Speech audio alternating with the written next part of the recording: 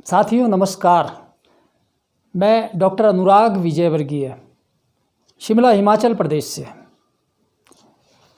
साथियों, बहुत सारे युवा मित्रों के मांग पर एक नया विषय आपके सामने लाया हूँ। आज का विषय है अपना कद कैसे बढ़ाएं, लंबाई कैसे बढ़ाएं। है तो बड़ा जटिल सा विषय, और मैंने देखा कि लोग बड़े सारी दवाइयों का ट्रायल करते हैं, लेकिन उनको परिणामों की प्राप्ति नहीं होती है। और ऐसे अनेक रोगी देखे जो बिल्कुल थक चुके हैं, लंबाई नहीं बढ़ रही है। तो ऐसे में मैं आपको बताऊं कि कद का बहुत बड़ा महत्व है हमारे कैरियर की दृष्टि से। जैसे एयर होस्टेस होती हैं, सेना में, पुलिस में, इनमें तो कद का बहुत ज़्यादा महत्व होता है।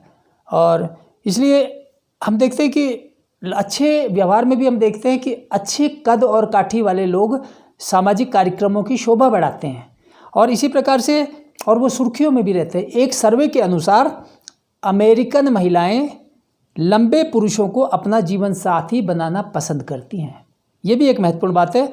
और आजकल क्या हो रहा है कि हर तीसरा बच्चा अपना कद नहीं बढ़ पाने के कारण कुंठा में जी रहा है। साथियों, अब ये देखते हैं कि आयुर्वेद में क्या कहा है। आयुर्वेद में चरक संहिता एक प्रमुख ग्रंथ है आयुर्वेद का। उसमें ये मिलता है अष्टौ निंदितीयम अध्यायम, इस नाम से एक अध्याय मिलता है। 8 प्रकार के निंदित पुरुष बताए हैं। उसमें 8 क्या क्या बताए हैं। एक तो बहुत ज़्यादा लंबे लोग, दूसरे बताए बहुत ज़्यादा बौने लोग, उनकी निंदा की गई है।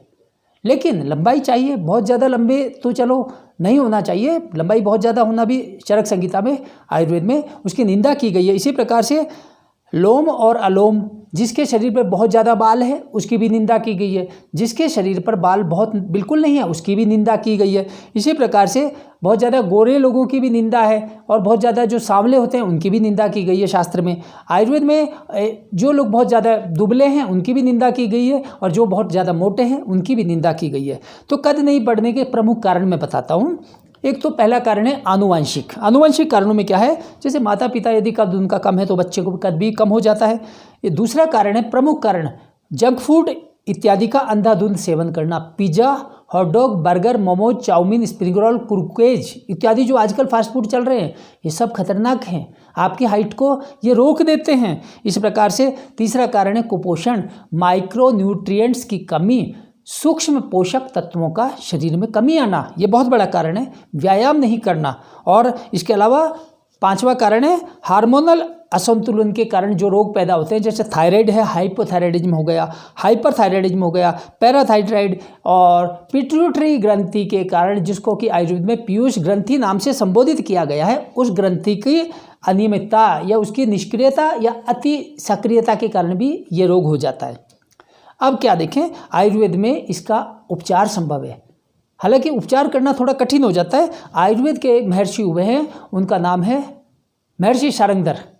साथियों, मैं पिछले 35 वर्षों से आयुर्वेद के महासमुद्र में गोते लगा रहा हूँ, और मैं वही बात आपको बताऊंगा जो बहुत प्रामाणिक होती है, शास्त्र सम्मत बात बताऊंगा। मैं अलल टप्पू उल जलूल बातें करने आपके पास नहीं आया हूँ।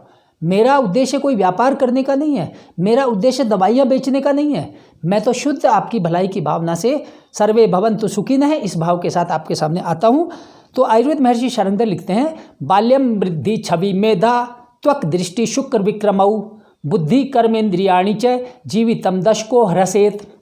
हर एक दशक में एक चीज़ खत्म हो जाती है मनुष्य की। 100 साल उम्र बताइए, तो पहले दशक में बाल्यावस्था खत्म, दूसरे दशक में वृद्धि, बाल्यम वृद्धि छवि मेधा, दूसरी दशक जो है 10 से 20 वर्ष की आयु में उसकी वृद्धि खत्म हो जाती है। यहाँ पर ध्यान दीजिए, वृद्धि का मतलब है, महर्षि शार्ंगधर लिख रहे हैं कि वृद्धि का मतलब है ग्रोथ। आपकी ग्रोथ खत्म हो जाती है, जो शरीर का बढ़ने की क्षमता है वो कम हो जाती है, समाप्त हो जाती है। कहने का मतलब 10 से 20 वर्ष की उम्र में ही सबसे ज़्यादा ग्रोथ होती है। अब लंबाई, कहने का मतलब यह है कि महर्षि शार्ंगधर ने तो कहा कि 20 साल की उम्र में आपकी ग्रोथ खत्म हो जाती है, समाप्त हो जाती है। तो 20 साल में क्या करना, लेकिन हम देखते हैं कि लंबाई हालांकि 20 साल तक बढ़ जाती है जितनी बढ़नी होती है, लेकिन फिर भी यदि हम प्रयास करें तो हमने लंबाई बढ़ती हुई देखी है और कुछ केसेस में अनेक रोगियों को लाभ भी होता है। तो लंबाई बढ़ाने के लिए अब मैं बात करूं, मुख्य मुद्दे पर आता हूं कि हमारे आयुर्वेद में क्या क्या औषधियां हैं। पहली औषधि है, उसका नाम है चंद्रशूर। चंद्रशूर को पंसारियों के यहाँ ये चतुर्बीज नाम की औषधियाँ, 4 औषधियाँ, 4 बीज होते हैं, उनमें से एक बीज होता है। क्या क्या बीज होते हैं? 4 बीज। मेथिका चंद्रशूरश्च कालाजाजी यवानिका एतत् चतुष्टयम युक्तम चतुर्बीजम इति स्मृतम। भाव मिश्र जी बोलकर गए हैं, आचार्य भाव मिश्र। वो कहते हैं कि मेथी, कलौंजी, अजवायन और चंद्रशूर, चंद्रशूर को देशी भाषा में कहते हैं, इसको चंसूर कहते हैं, कुछ हालिम कहते हैं, हलो कहते हैं, हालू के बीज कहते हैं, पंजाबी में हालियम कहा जाता है, और पूरे भारत में इसकी खेती की जाती है, पशुओं को इसका चारा खिलाया जाता है। तो इसमें क्या है? चतुर्बीज। इसका वानस्पतिक नाम, बॉटनिकल नेम लेपिडियम सैटाइवम है। ये अद्भुत औषधि है। बाजार में जितने भी कैप्सूल आपको मिलते हैं हाइट बढ़ाने के, उन सब में ज़्यादातर में यही मिलाया होता है और उसके मुँह मांगे दाम वसूले जाते हैं। तो चंद्रशूर के गुण, इतने सारे गुण हैं। चंद्रशूर क्या है? ये लंबाई को बढ़ाने में बहुत योगदान देता है, सीधा पीयूष ग्रंथि, पिट्यूटरी ग्रंथि पर काम करता है। अब हमारे पास दूसरी एक चीज़ है हाइट बढ़ाने के लिए, वो है दूध। दूध का सेवन। दूध क्या है? ये हड्डियों की ग्रोथ को बढ़ाने में सहयोग प्रदान करता है। जब हड्डियों में पूरा पोषण मिलेगा, दूध क्या करता है? दूध के बारे में एक लोक कहावत है, धातु वर्धक बलकारक जो प्रिय पूछो मोए, दूध समान त्रिलोक में और न औषध कोए। धातु बढ़ाने वाला, सप्त धातु, रस, रक्त, मांस, मेद, अस्थि, मज्जा, शुक्र, उसको बढ़ाने वाला और बल को देने वाला। यदि 2 चीज़ें ढूंढी जाए दुनिया में तो सर्वश्रेष्ठ बताया, दूध समान त्रिलोक में और ना औषध कोई। दूध के बराबरी में कोई दवा नहीं है। इसलिए दूध लंबाई बढ़ाने के लिए, शरीर का कद बढ़ाने के लिए दूध का सेवन बहुत जरूरी है। तीसरी हमारे पास आइटम है अश्वगंधा। अश्वगंधा आयुर्वेद का वरदान है। यदि आप अपनी हाइट बढ़ाना चाहते हैं, अपना वजन भी थोड़ा बढ़ाना चाहते हैं, तो आपको अश्वगंधा का सेवन करना चाहिए। अश्वगंधा के महिमा शास्त्रों ने बड़ी बड़ी महिमा गायन किया है। आयुर्वेद के ग्रंथों में अश्वगंधा के बारे में कहा है कि अश्वगंधा अनिल श्लेष्म श्वित्र शोथ शयापाहा बल्या रसायनी तिक्ता कषाय उष्णाति शुक्रला। ये गुण बताएं। अश्वगंधा वायु को शांत करती है, कफ को शांत करती है, सफ़ेद दाग को दूर करती है, शरीर में सूजन आई है उसको खत्म करती है, शयापहा शरीर की दुर्बलता यानी किसी भी प्रकार की धातुओं, सप्त धातुओं में जो कमी है उन सबको पुष्टि प्रदान करती है। बल्या का मतलब बहुत उत्तम टॉनिक है। और रसायनी बुढ़ापा और बीमारी से दूर करती है और बहुत ज़्यादा वीर्य को बढ़ाती है। अश्वगंधा अद्भुत औषधि है, इसलिए अश्वगंधा का सेवन करना चाहिए लंबा शरीर का कद बढ़ाने के लिए भी। तो अश्वगंधा के बारे में ये कहा है कि पीताश्वगंधा पैसार्धमासम घृतेन तैलेन सुखाम बुनावा कृशस्य पुष्टिम वपुषो विदत्ते बालस्य सस्यस्य यथाम्बुवृष्टि। अद्भुत श्लोक है संस्कृत वाङ्मय में, आयुर्वेद वाङ्मय में। इतना सुंदर श्लोक, इतना उत्तम श्लोक, मन प्रफुल्लित हो उठता है। ये लिख रहे हैं पीताश्वगंधा पैसार्धमासम, 15 दिनों तक, आधे महीने तक यदि कोई व्यक्ति अश्वगंधा को पीता है, पान करता है, किसके साथ? घृतेन तैलेन सुखाम बुनावा, चाहे घी के साथ पिए उसको, चाहे तेल के साथ पिए, या फिर उसको गर्म पानी के साथ पिए। अनुपान बताएं कि अश्वगंधा का सेवन कैसे करना है। घी के साथ करो, तेल के साथ करो, या गर्म पानी के साथ करो। इससे क्या होगा? कृशस्य पुष्टिम वपुषो विदत्ते। कृश व्यक्ति, दुबले व्यक्ति की पुष्टि प्राप्त, उसके शरीर की पुष्टि होती है, उसकी लंबाई बढ़ती है, उसका कद बढ़ता है। कैसे बढ़ता है? बालस्य शस्यस्य यथाम्बुवृष्टि। उपमा दे रहे हैं शास्त्रकार, कह रहे हैं जैसे छोटे छोटे पौधे बारिश होने से लहलहा उठते हैं, छोटे छोटे पौधे बारिश होने से लहलहा उठते हैं। इसी प्रकार से एक और औषधि है, इसको आप अश्वगंधा को 1 से 3 ग्राम की मात्रा में दूध के साथ सेवन कर सकते हैं। अश्वगंधारिष्ट बाजार में मिल जाती है, उसका भी आप सेवन कर सकते हैं। ये भी एक बहुत अद्भुत औषधि है। मैं यहाँ पर एक बादशाही प्रयोग बता देता हूँ आपको। अश्वगंधा ले लीजिए 50 ग्राम, सफ़ेद मूसली का चूर्ण ले लीजिए 50 ग्राम, और हालू के बीज जो चंद्रशूर हमने पहले अभी बताया उसके बीजों का चूर्ण 50 ग्राम ले लीजिए। तीनों को बराबर मात्रा में किसी डिब्बे में सुरक्षित रख लें।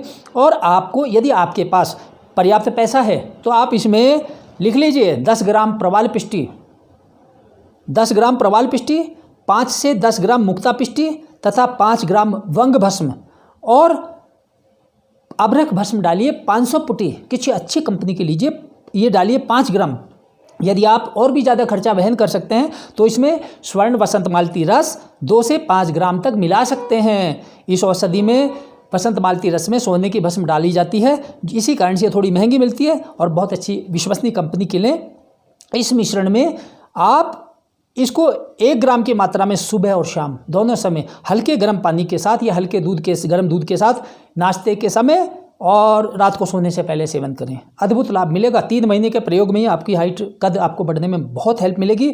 अनेक लोग लाभान्वित हो चुके हैं। ये मैं ना अपना व्यक्तिगत मैंने एक नुस्खा आपको बताया, इसका आप लाभ ले सकते हैं। इसके अलावा थोड़ी बात ध्यान रखनी है, फास्ट फूड इत्यादि से बचें, हल्का और सुपाच्य भोजन करें और ये औषधि सेवन करने से पहले अपनी कोष्ठ शुद्धि कर लें, पेट को साफ कर लें, त्रिफला चूर्ण ले लें या फिर कोई एरंड का तेल दूध में मिलाकर उससे ले लें, पेट साफ होना चाहिए।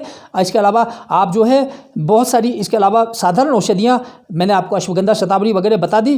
तो साथियों, ज़्यादा बाजारू कैप्सूलों पर भरोसा नहीं करें। मेरा उद्देश्य है कि आप स्वयं आप औषधियाँ बनाएं और आप आयुर्वेद विशेषज्ञों को भरोसा रखें। आयुर्वेद वैसे भी बाबाओं का विषय नहीं है, यह संपूर्ण जीवन शैली है, इसे हल्के से नहीं लेना चाहिए, अन्यथा लाभ की बजाय हानि होती है। और मैं बता चुका हूँ कि पिछले 35 वर्षों से आयुर्वेद के महासमुद्र में गोते लगा रहा हूँ। आपको वही चीज़ें बताऊंगा जो बिल्कुल शास्त्र सम्मत है। और आपको इस विषय में और अधिक जानकारी चाहिए तो मेरे द्वारा लिखित और महामहिम राष्ट्रपति महोदय के कर कमलों से राष्ट्रीय पुरस्कार से पुरस्कृत यह पुस्तक जीवन शैली के रोग और आयुर्वेद आप पढ़ सकते हैं। मैं इसका लिंक यहाँ पर दे दूँगा। तो साथियों, मेरा विषय यहीं विराम देता हूँ। अगली बार फिर किसी नए विषय के साथ। धन्यवाद, नमस्कार।